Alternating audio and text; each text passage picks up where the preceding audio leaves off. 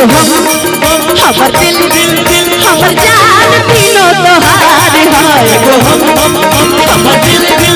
हमर जान तीनों तोहार है तोहरा बिना खाना पीना तोहरा बिना खाना पीना लगे गोरी की बेकार कर दिल कर जान तीनों तोहार हमर दिल हमर जान तोहार रिया इनके लिए क्या गाओगी मैं बताऊं तुम की धड़कन में रहते हो तुम दिल की धड़कन में रहते हो बाहों में आ जाओ सपनों में खो जाओ बाहों में आ जाओ सपनों में खो जाओ तुम दिल की धड़कन में रहते हो तुम दिल की धड़कन में रहते हो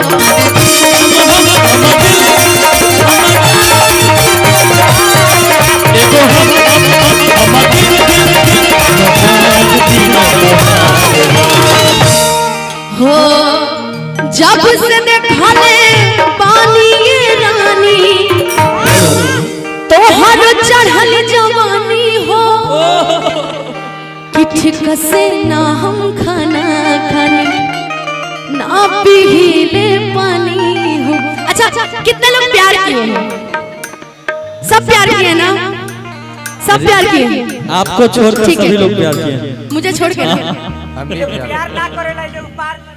जब से देखले पानी ये रानी तोहर चढ़ल जवानी हो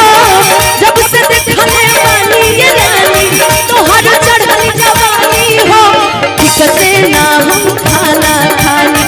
ना पीले पानी हो ठीक से ना हम खाना ना पीले पानी हो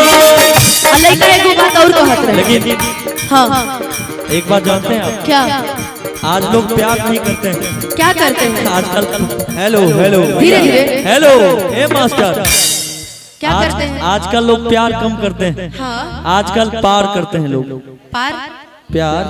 ये किए हैं हम किए हैं ये किए हैं इसलिए सभी लोग आजकल प्यार कम पार ज्यादा हम भी किए हैं अरे लेकिन ये सभी लोग हमसे बहुत प्यार किए हैं भैया मारिएगा किन्हीं को नहीं प्लीज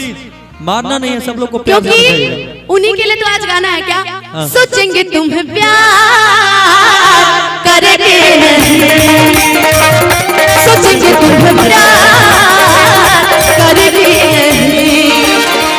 ख्वाबों में बसाया तुमको यादों में छुपाया तुमको ख्वाबों में बसाया तुमको यादों में छुपाया तुमको मिलोगे हमें तुम जाना कहीं न कहीं सोचेंगे तुम्हें प्यार करेंगे ये दिल में करार करेंगे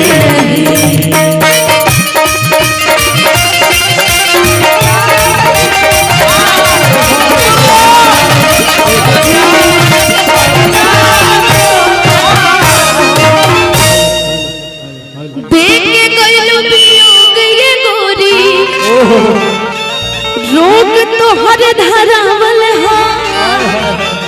कि पहले रही दीवाना हम पागल तो हरे बनावल थोड़ा आप हो लोग साइड हो जाइए कि पहले रही दीवाना हम लेडीज को बैठने दीजिए पागल तो हरे बनावल हो मुकेश म्यूजिक सेंटर नहीं मुकेश संजीत हाँ नहीं ये इशारा करे थे तो मैंने सोचा मुकेश जी से थोड़ा सा लव अफेयर हो गया इनका हाँ बा मैं जटी अमला पगला दीवाना हो रब्बा इतनी सी बात न जाना के वो मैंने प्यार कर